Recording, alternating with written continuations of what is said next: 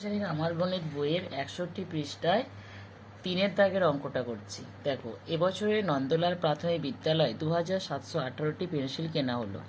এক একটি বাক্সে ৯টি করে পেন্সিল রাখলে দেখি কতগুলো বাক্স দরকার। লেখো, এরকম লিখবো। দেখো, ৩-এর দাগের ৯টি পেন্সিল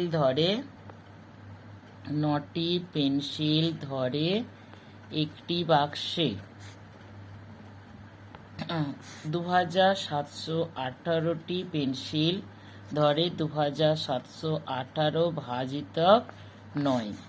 এবার এখানে বসাও, এইভাবে